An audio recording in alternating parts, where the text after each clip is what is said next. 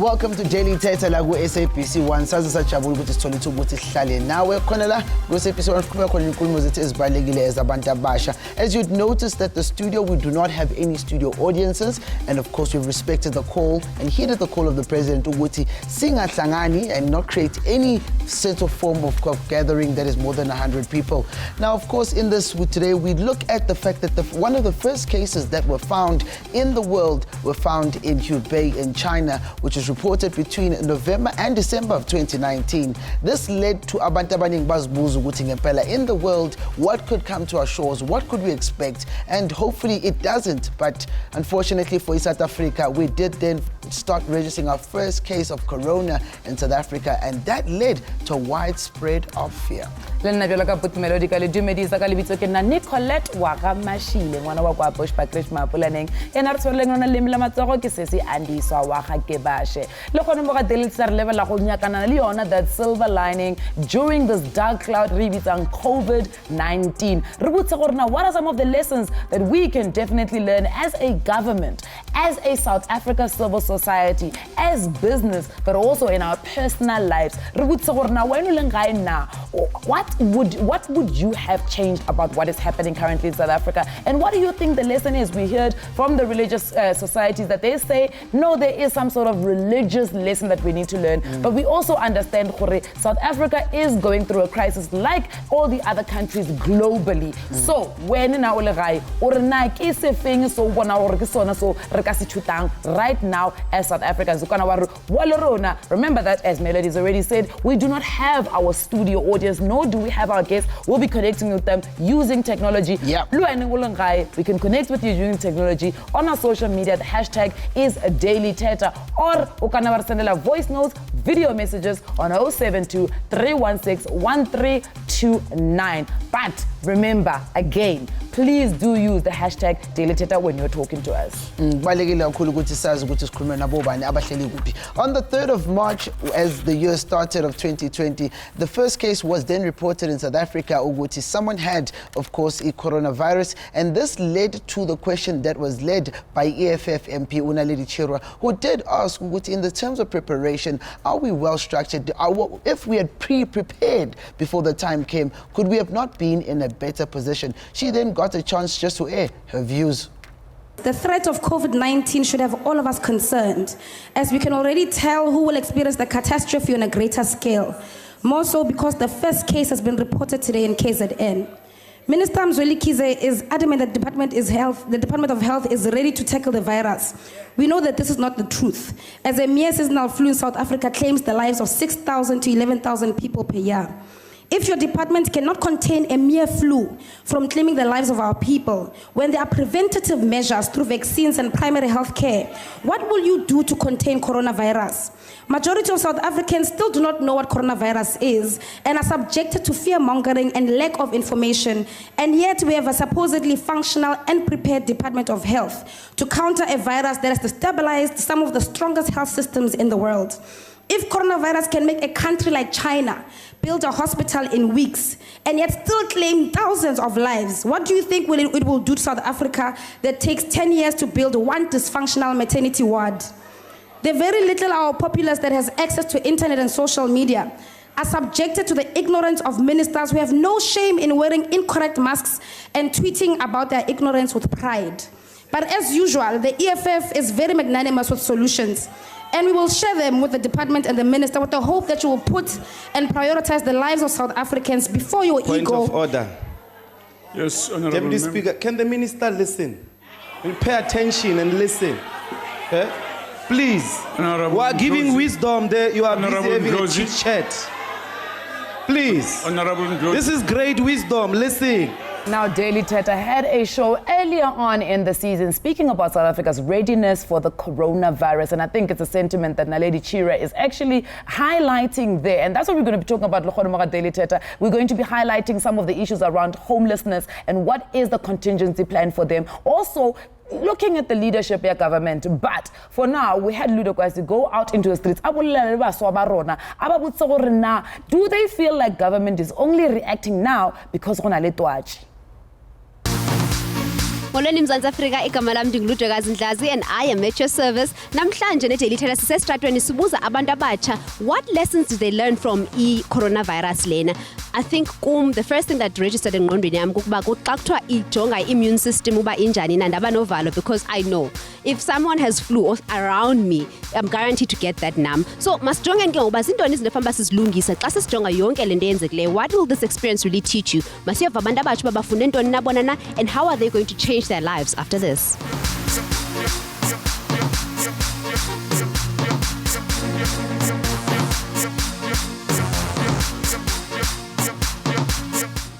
Namhlanje sithetha ngezifundo esizifundileyo throughout this whole coronavirus experience. Sacela ubuza, what big life lesson have you learned from this whole pandemic? I think that we just need, as people, especially youngsters, because we are not invincible, we can also die from this virus, and we just need to take good care of ourselves. So i-coronavirus ngifundisa ukuthi wonke umuntu kumele manje ahlale asibhekile la hamba khona ngoba angeke azi ukuthi uzoaffecteka nini. In life, you must just be grateful. Bawuvukile namhlanje, just be grateful. Yabo. So you never know. Yabo. I wish the government ngazi ukuthi umthandazo yiyo into ebaluleke kakhulu. Yikho nakufanele nakuMparliament kufanele maqala yonke into ukuthandazwa. Mina mangibhekile kwami before kuzophela i2 weeks kuzoba kunewar la eSouth Africa, just because abantu abaningi bayo basebahanga. Uyangithola akusiwonke umuntu affordayo makanje, akusiwonke umuntu enemali. Why kumele kuvalwe itoro thina siphande itoro yabona se complex kukumanje akukashayo 9 o'clock mara semall sifuna ukuphandela isiso ngapha kunama addicts abantu ababhemayo abahlale etradeni labo bantu bazoyapi. Yabona ukuthi like the president ain't thinking, he's just speaking just because he's got millions inside the bank. He can make better plans for him and his family. What about us who ain't working? One thing that we can say for sure is that this virus has really sort of become a wake-up call. What weaknesses do you think you've identified in the different systems that we have in South Africa? Could be in education, in health, business, or even just for people who go to work generally. I've just picked up that we are not ready for mass destruction or anything that, look now, I'm in the academic field. Education sector, and I can see that there's not much online systems that students can use. Data is expensive, and I can imagine especially higher education students that need to actually submit assignments and get ready for the exams and so forth. They don't have the luxury, some of them. So we are not ready yet. We need to improve on our education systems as well as our healthcare. The coronavirus in a side bad, in a side good. Take for instance, side good routine. Yabona manje baka in coronavirus is over shut down. The economy is going to go down. Our shares they are going to go down, which means for us in a basic poor previous. After coronavirus, necessary nature to routine. Yabona man, necessary ngaba poor. Penalty man just carry la pants. Economy by appears will start now. Yabo. So in a side good, in a side bad. Uyazibonela ke nawe mbukeli ukuthi hayi abantu abasha on the streets kuthi sisiledwekazi are able to say so much, abanye abavumelani, but also asazinike ithuba ukuthi sikhulume. Sifuna wena ohlele ekhaya uthathe le chance ukuthi ukhulume nathi. Let's see what you had to say on our voice notes. Hi, my name is Kamakhala, and during this time that we're in right now, which is the coronavirus crisis, I have to say that before this, I've taken a lot of things for granted, like going to school, being educated every day, as well as being active, having a busy schedule, just the schedule in general, Now it's like we're fearing for our life at the end of the day, you understand? So keep safe, and I want to go back to school, can't lie. When it comes to what the people do once we're rid of corona, I really think a lot of people will be in firstly a celebratory mood, and a lot of people will be looking to rebuild their businesses. I think more than anything, I think all South Africans might actually come together and make sure that the economy gets back on track. And actually, it might be crazy, but might actually achieve the Rainbow Nation, which has been so sought after, because this is really a crisis where it doesn't matter the color because it affects us all. So I think after this is just going to be a moment to reflect and rebuild SA. It's going to be an interesting one. We'll bring you another educational show. Arieng Papa Joe for now.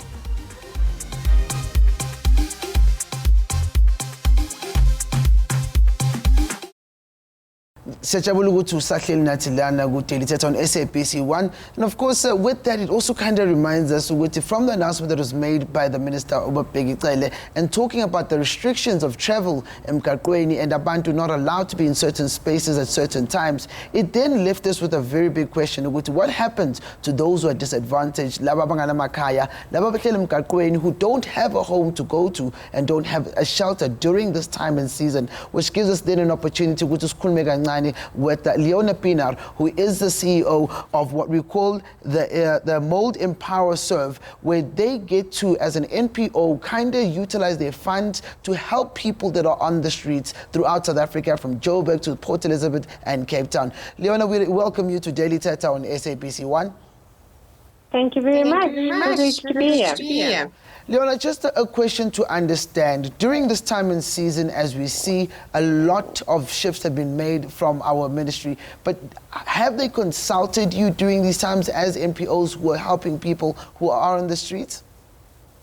During this time, we are still in constant contact with DSD as well as the City of Johannesburg and local other municipalities in our other branches. There is at this some guidance, but there is not yet a clear strategy in terms of isolation and quarantine for this vulnerable community. We have been in the process to help them identify suitable properties. One of them is a building that belongs to us that was previously used as a hospice for the homeless, and we have made that available, but we are waiting on the next steps to be followed. In the meantime, we are continuing with our current structure in terms of our shelters, just with a different focus in terms of keeping people inside and not letting them go out during the day.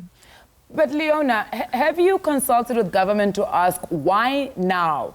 I know there's obviously a risk of coronavirus, but in a general sense, if government is able to make these type of shelters, these temporary shelters as they call them, available for the homeless, why was this not done from the start? We would like to know the answer to that. We are in constant discussions. We have a sister company called Medulla Housing Association. And for many years, for over 10 years, we have been saying that there's a gap in the housing ladder. So what the NGO sector provides is shelter accommodation, and then the housing infrastructure in South Africa starts on a bracket of transitional housing, social housing, communal housing, but there is such a big gap between shelter and that income bracket that is provided by social housing infrastructure. And we have been deep in discussions to say, how do we fill this gap? Because if we don't fill the gap, we can't solve homelessness in the long run. We have people filling up our shelters who are still staying there but working simply because they cannot afford accommodation outside of the shelter structure. So that's clogging up the shelters. It then makes me wonder, Uguti, is there a possibility of these becoming permanent structures post the coronavirus affecting South Africa?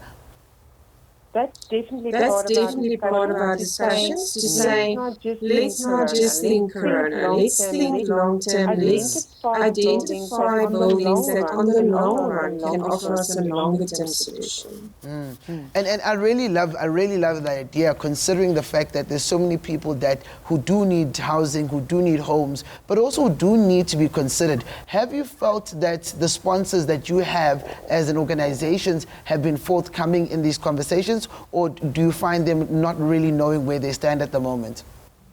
We've had a few and not extravagant. I think to the value of about 50,000 now. That will not take us very far into consideration that we use all our own revenue at the moment in terms of shelter fees and things like that. But at least it's helping us through the first. So there are more that's reached out, but they haven't made final decisions yet. Leona, on the basis of somebody being homeless, we can make the assumption that they don't have a TV, they might not have a radio, so they might not know what is actually happening. And I mean, you've agreed to those assertions with your conversation with News 24. What is the strategy to actually collect them and make sure that they are in isolation? And how do we move forward? What are some of the lessons that we can learn from this in terms of communicating with the homeless? Well, what we've been doing in our own capacity is through our own community dialogue groups. We've been doing education, handing out pamphlets, we've been putting out posters, we've been handing out sanitizers.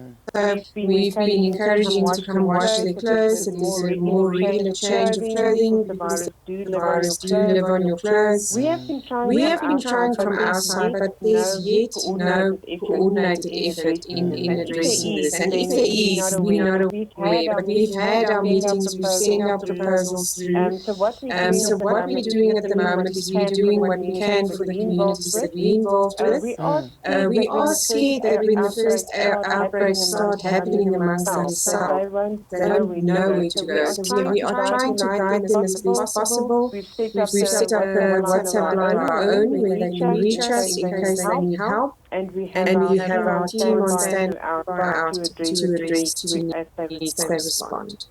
And just a quick one to just wrap up the conversation, Leona. Homeless people are people. You know, they're also protected by the Bill of Rights. What lessons do we have for civil society and the government in light of what has now happened and going forward in terms of treating our people? I think it's important not just to do crisis management when there's a bigger crisis. I think it's time that we hear and listen to the needs of numbers in especially Gauteng province has increased drastically with the increased numbers of unemployment in South Africa. But we've had at the beginning of the year numerous site visits, the premiers asked, everybody's asked what we're going to do about this issue. And they were around about collecting. So they were about to, I think, start up coming with. And I'm hoping that this will fast track that plan, that they can realize how big the impact this is on our complete community in South Africa. Leona, thank you very much for really indulging us and helping us with that type of information, but also giving that message of hope and guiding, you know, just civil society and government on how to move forward after this. Thank you very much, Leona. Thank you. So that was Leona. Thank you very much for having us. Stay safe. Thank you so much. That was And you know what I love the most about the points that are raised is that it's also looking at the quality of life post-coronavirus. And that's a very important element to it. Because when we come back after the break, we want to see how we can thrive in the chaos and get a bit of a picture of a possible way forward. But all of this after the break.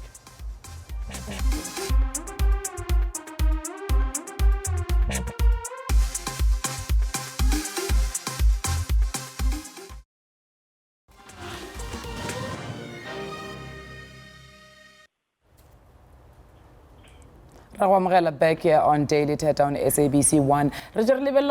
South Africa na survive after Corona, and what are some of the lessons that we can definitely learn? Right now, we want to focus a little bit on our government and also this big test, because we've heard the government saying, you know what, this is no ordinary situation. Now we are learning, but they are the government, and in situations like this, especially in crisis, the people will always look to the government. Now we're going to be speaking to Prince Mashele, who's an independent political analyst who is feeling a little bit, you know, I don't want to say hopeless, but he just feels like, and through his article that he wrote on the 16th of March, he speaks about the government is incompetent in putting its population and puts its population at the risk of in getting infected by the coronavirus or the entire outbreak. You know, the economic is at stake, our health sector is at stake. But before we speak to Ntate Prince Mashele, we do have something that we want to play you that is, you know, during the time when the corona was breaking out, we had South Africans that were in Wuhan in China.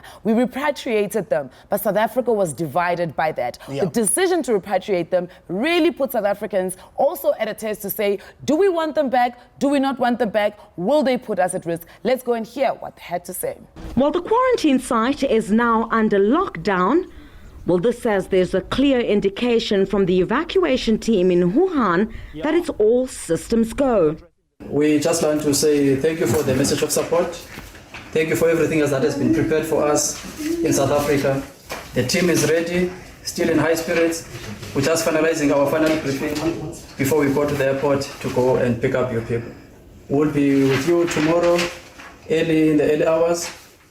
Well, this says South Africa's confirmed positive cases have again climbed. At this point, I do wish to announce that as of this morning, the numbers of people who have confirmed positive has risen to 24. From that point of view, we're moving from 16, and then there are 8 new patients.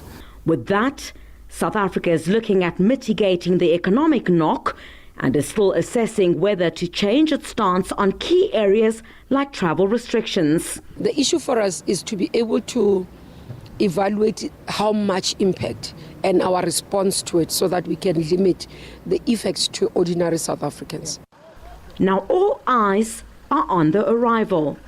So the long and anxious wait is almost over, but while the citizens are quarantined here, there'll be no personal contact with their family members or anyone else until the process is done. While they'll have access to cell phones and Wi-Fi, I'm told, making the lockup a little bit more bearable. Now, Bonelage, at this point, when that actual clip went out to South Africa, abantu abaningi behleli ku social media, sharing their different views and points, and the country was divided indefinitely at the time because we didn't know if it was a great or a bad idea. But it then led us to the question that we need to ask, and Hlampes Tembuguti, Upod Prince Mashele, will help us understand is that what is the country's role, what is government's role in that moment of crisis? Do they stand on one side of the conversation, or do they always have to find somehow to be neutral? Let us welcome, of course, analyst and independent political analyst, which is Prince Mashele. Baba, siyakwamukela on to the show Lago Daily Thetha on SABC 1. Thank you very much for inviting me, and greetings to your Thank you so your much. listeners and viewers. Siyabonga baba. Ngithi ngibuze kakhulu ke baba. Ngempela, what is the role of government in a situation in a crisis like this? Where do they stand? Well, when you have a national disaster like this, ordinary citizens look up to the state because private associations cannot help the whole of society deal with the crisis. This is when you need the state. Now, the state, as we know, is run by a government. So it is important that you must have a government, number one, that is trustworthy. In other words, citizens must trust their government. Number two, you must have a government that is competent. Citizens, when they look at their government, they must believe that the government can do the job.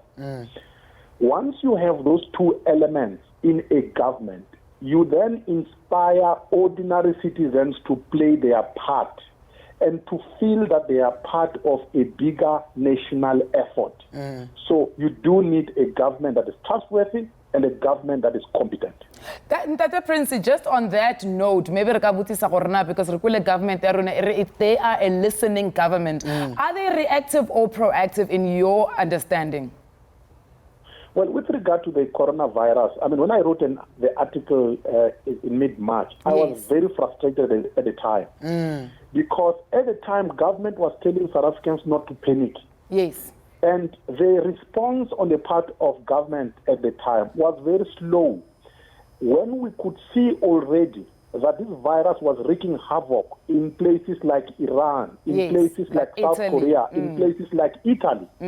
At that time, all of the measures that government has introduced now should have been introduced very early because we could see what was happening elsewhere. But having said that, what the government is doing now is the right thing to do. And we must all as citizens support what government is doing. We have no choice because it's about our health. Thetha Prince, just to come in there, you say the government, what they've implemented now should have been implemented a little bit earlier on. And their fear was to cause panic. Would it not have caused that panic? Because we're seeing now that a lot of South Africa doesn't have quite a lot of education on the ground. You know, so if a government seems to be panicky itself, does that not trickle down to the citizens? No, government should not have panicked. government should have explained to South Africans, like it is explaining now, that there is a tsunami of a disaster coming your way. We know that some of you may not be aware of the dangers that confront you. But as a government, we know what is coming your way, and it is our responsibility to work with you, to protect you. Yeah. So in a situation like this, government must issue instructions and explain to the public. This is what government is doing now. But if we take just a step back, and I want to look at how you explained the importance of us supporting the government, but it also in the support stems from trust. Now they're telling us to do 1, 2, 3, and they're guiding us through instruction. But if the mistrust is not being handled initially, how do we now expect people to trust the government that they're making the right decision now? You know, when you live in a family, and you have serious family differences. And you are all as members of the family in one house, and the house is burning. It is not time to fight. It is time to hold hands together to fight the fire. So we are in a situation now where our house as a country, as a nation is burning. We must not point fingers at government, because this is not about government. It's about the health of you and I as citizens. So even if in peace times we don't trust our government, this time around we must work with government. We'll sort out our differences after the coronavirus. But then how do we then separate critical criticism, and actual criticism in crisis that can help us get out maybe sooner? If we are seeing it correctly, because I believe perhaps some people... Melody can come in there, put Prince. For instance, somebody has called our ministers as, autocrats. We've heard people saying, comparing what's happening now with the lockdown as something that looks like the apartheid times. There's quite a lot of criticism, but is it fair to criticize the government in a time of crisis? Well, we live in a democracy, so even in a time of crisis, we must never close space for people to express their opinions. Because some people, we may learn lessons, by the way, from some criticism. So we must listen to constructive criticism. We must dismiss destructive criticism. But we must never close space for people to express their opinions. Having said that, the message must be clear. Our house as a nation is burning. We need to fight the fires, all of us. I'm happy that unale rona le khono ntate Prince, because I think it's also another conversation. Is it fair to say perhaps maybe government libona are not really sure on how to deal with this? So they need the voices from the likes of you, from big business, private sector, to also step in, and also from the likes of China. It's true. Our government, since 1994, and before, by the way, has never gone through a situation like this. It is for the first time. From the president to the minister to the cleaner in government, they have never experienced a thing like this. So they cannot stand on a stage and tell us they know what to do. They can try on the basis of lessons they are learning from outside. But they can also be held by experts internally who are South Africans. So we all need to listen to each other through this period. Maraba Mamela. Well, I think they're listening. Let me tell you, the decision to place the country on lockdown, it's not a decision that Cyril Ramaphosa just woke up one day and decided I'm going to do it. No. He was advised by experts, and they actually gave him projections that if you don't do this, your people are going to perish and die like flies. So he is listening because he can see the danger coming our way. So, Bokabanga Baba, in your opinion, what would be then the future lessons that our government can learn from this? It's that it must always have a disaster management strategy that is somewhere on a shelf. That is, and that includes a big reserve fund. In other words, money that is stashed away, we must not touch that money. Because anytime we can be hit by a disaster, and we will need that money. This applies to government. It also applies to us as private citizens, by the way, because I know that many people who are working are going to struggle through this time because they will lose their jobs. So if you don't have cash that you have reserved somewhere, and that applies also to government, you are going to battle. So that is the biggest lesson for government and for us as citizens. Sisibonge, independent political analyst Prince Mashele, just sharing his thoughts on the situation at the moment and the possibilities when coming to the future. And I believe that this is a great lesson of thought, is that the criticism that came before the crisis was crucial to open people's eyes to where we could be. What are some of the lessons that Runa as a country we can learn? I just want to imagine a South Africa where the health system was fully functional. What would it look like right now? Right now we're scrambling to try and get funds to help SMMEs, to try and build hospitals, to capacitate South Africa. But what if we had done this before crisis has struck? Please do stay with us after the break.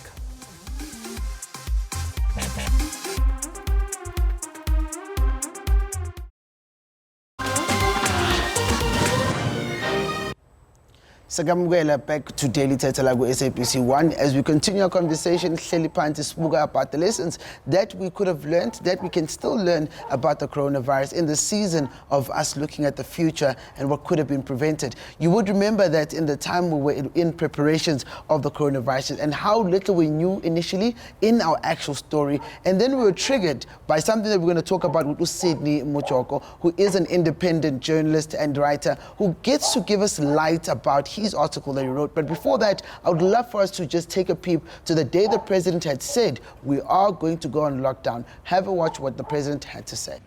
We have learned a great deal from the experience of other countries. Those countries that have acted swiftly and dramatically have been far more effective in controlling the spread of the disease. As a consequence, the National Coronavirus Command Council has decided to enforce a nationwide lockdown for 21 days with effect from midnight on Thursday, the 26th of March.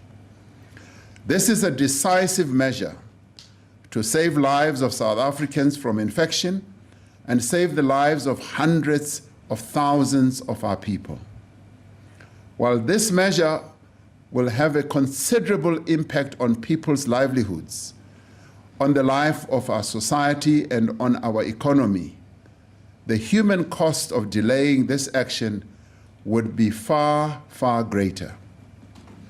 The nationwide lockdown will be enacted in terms of the Disaster Management Act. The question is this extreme measure, would we have needed it had our health sector been really fully functional? And that's why we want to look at the strengths and weaknesses of our medical system in South Africa. And to have that conversation, we're joined on the line by Sydney Mochoko, who's an independent journalist and writer. Now, let me tell you what he did. He penned down an opinion piece titled, "Coronavirus Will Teach South Africa a Very Valuable Lesson." Let's hear what that lesson actually is. Sydney, dumela papa.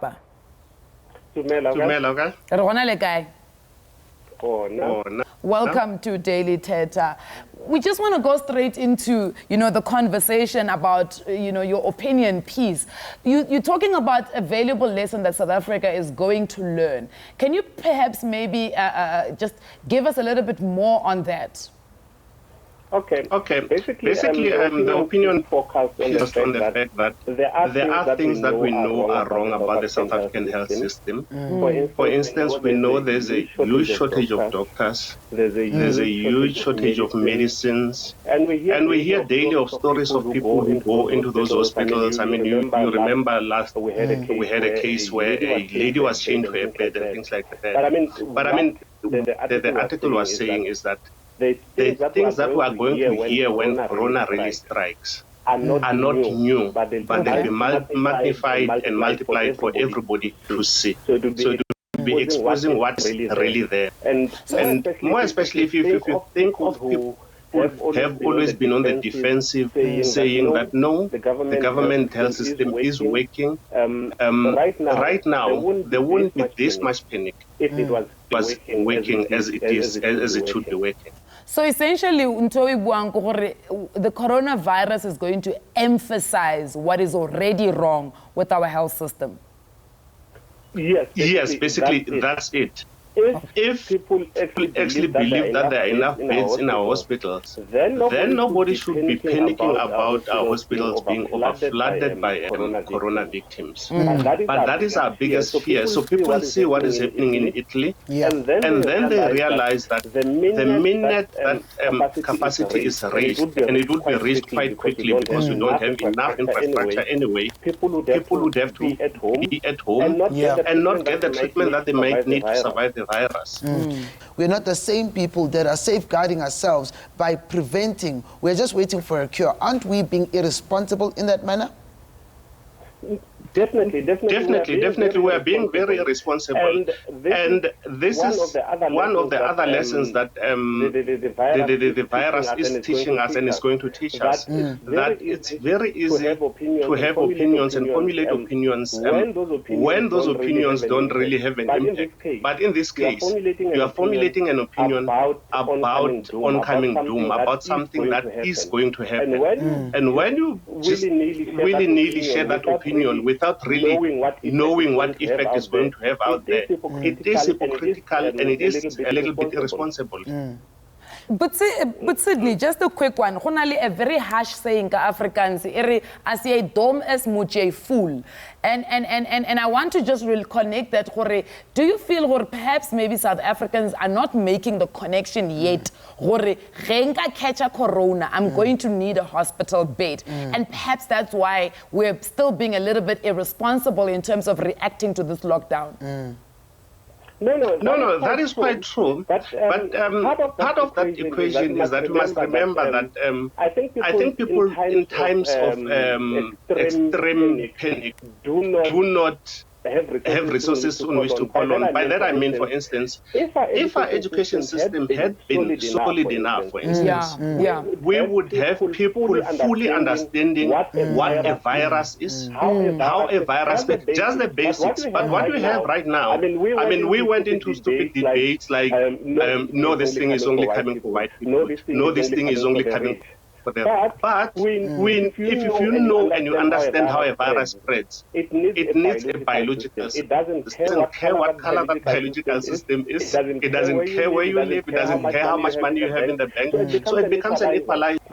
And if people had been educated enough to understand how a virus spreads, how a microbiological organism that causes disease works, then we wouldn't have any of this. And it just shows, No, I'm just amplifying your point. Because you are then putting the equation of a CEO and a domestic worker, or domestic worker in this case, are all equal in the situation, because and anyone can give the other and anyone can get it from the other. But it then makes me question which ulwazi that has been sent out to rural areas, because a lot of urban people are aware, in my understanding. But in the rural areas, I feel like there's a huge gap that we are just waiting.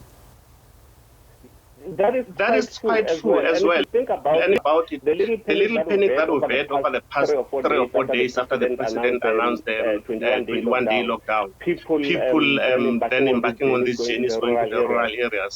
They're also based on this lack of understanding that if we really have it in a province like Gauteng, getting on that long trip and going to the rural areas, we are really exposing people who have the least knowledge.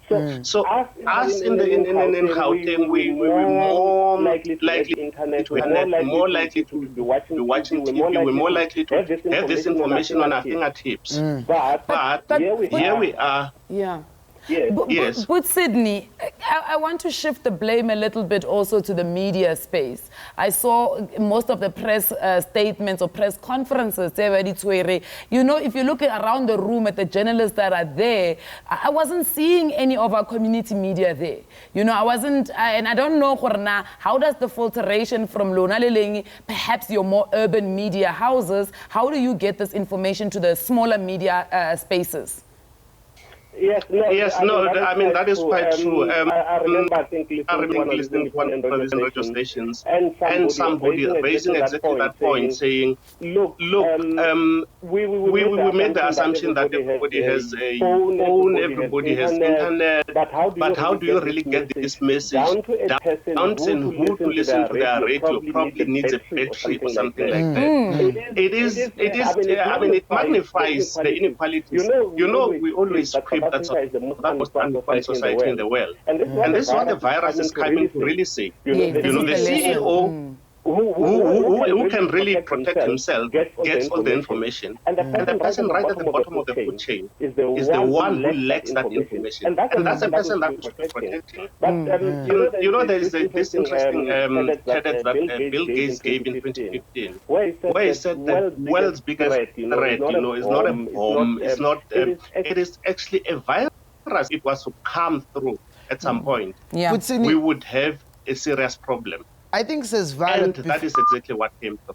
Okay, I think says Vala, says Thetha. I think just briefly, if you can, do you think we will learn from this lesson? I'm still connected. No, we can hear you.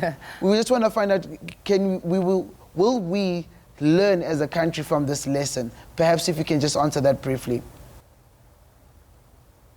Okay, I think we lost him. But I think that's the one thing that I would have loved to understand. What to do? Will we learn? Will we move? Well, I think his opinion piece, as he's already articulated, does speak to the fact that there's a valuable lesson to definitely learn here, right? But I think that in as much as he's saying we can learn as a country, also them as the media space can learn. We as the media space can learn. You know, shows like Daily Thetha are very important because because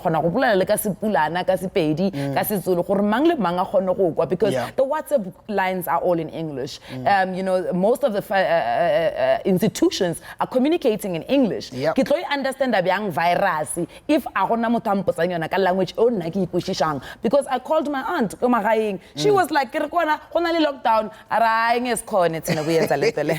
Yes, after the break, we will talk to a lady by the name of Leona Peanut, who gets to tell us a bit about abantu abahlala emgaqweni, abantu abanganendawo zokulala, konke lokhu after the break.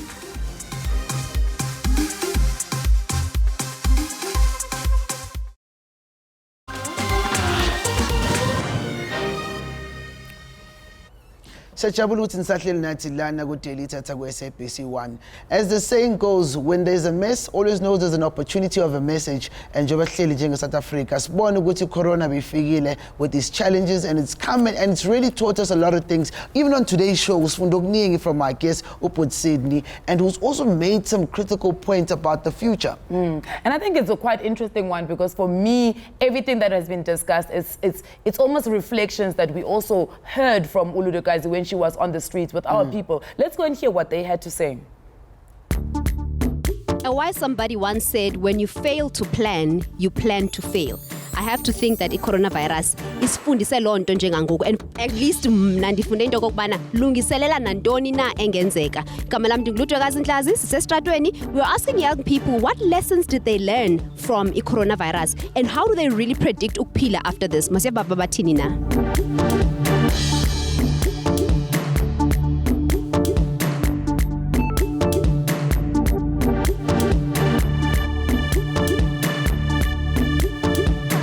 So sisinamhlanje sithetha nge-lessons esizifundileyo kwi-coronavirus. Ngicela uqala apha. Ugovernment ukhuphe ibudget azonikeza small businesses. There's also imali ezonikeza abantu abasebenzi kuba besemakhaya bengasebenzi. Abantu abangenamakhaya bazothatha bafakwe izindlini somewhere safe. Do you not think ezo zinto ekudala zicelwa, and what do you think this tells us as abantu eMzantsi Africa, that mhlawumbi imali ikhona izinto kuthiwa azizukwazi ukwenziwa, okanye we should wait for a crisis for izinto bazenzeke? Mina I think ukuthi ugovernment uyabaneglect kakhulu abantu base-South Africa, because like ezinye izinto engabe kudala azenzile, njengokuthi afundise abantu kakhulu nge-hygiene.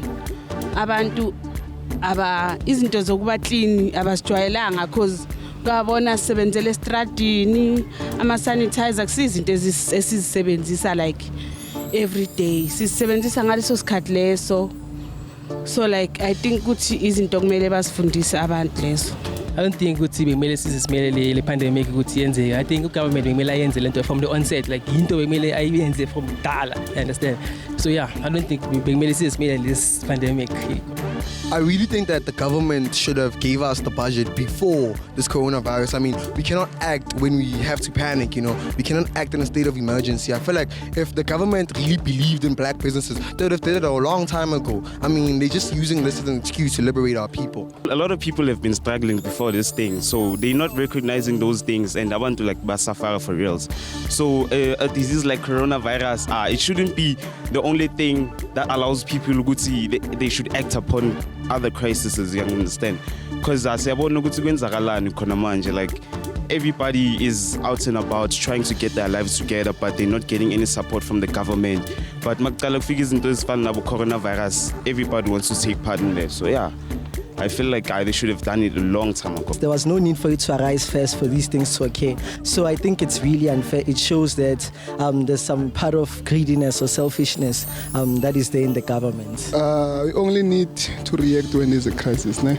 And again, imali yona ingabakho. So that boat. So vele asiyali mele banceda abantu abahlala emkhukhwini ngobuphi bangena ezindlini angithola. Yeah, but vele into lezimele ukuthi kudala bazenze. So but angithi kumele ukuthi silinde ilile economy igrow ekucala. Akuvele ziyenze kuba nama budget kuba nento eziningi ngithi. Economy grow nilahlela ikhalo zenu bayabona ngithi. So na khona sazi masihlasela ama crisis singana mali siwenza ese country. Abanye are already feeling like they're suffocating with all these restrictions and rules. How do you think abantu will behave? Guys, the world is corona free. You can now live your lives. But yeah, I feel like manje kumele sithathe isikhathi lesi ukuthi sicabange singabheki as disadvantage. Like sithathe isikhathi lesi ukuthi sihlale endlini, si introspect yabona sibone ukuthi siyaphi as a country. And I think like it's obviously they're still doing something to prevent this thing, but like I feel like they should find another method because this 21 days is not gonna work. People are crazy. They're gonna be out there in the streets trying to do their thing, trying to go to liquor stores, you know, all of those things. Yeah. Oh, definitely. They feel mostly happy, you know. I mean, they're not social, no, their social life is taken away from them because of the coronavirus. So everybody will be glad to see things go back to normal, living life, being happy, and not just stuck in one place. Because at some point you're gonna lose your mind, like staying at home, doing nothing, watching TV. We need to go out and live. Yeah, but I think, yeah, I think maybe it can be a holiday, maybe as well. Government did not need to wait for crisis. But at the end of the day, should have, could have, would have. And here we are.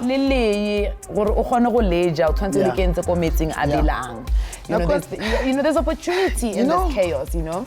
And for understanding, this is your chance as a person to also reflect on where you want to go. Naksasa, financially, emotionally, and maybe even learning new skills. It's because what is funded is some of us you know, and I mean, just looking at the government, I think sometimes we must also understand, unless there's a crisis, sometimes it's difficult to plan for something you do not know. Of course, but they should have learned from the Spanish flu that hit us in 1918. And the amount of people, I mean, South Africa was one of the hardest hit countries. We say they should have learned, but to be honest, they were not the government at that time. So I think it's also important for us to understand, let's hold the government's hand, let's assist them in this situation, because that's what's going to be make or break us. And please be responsible. If you are because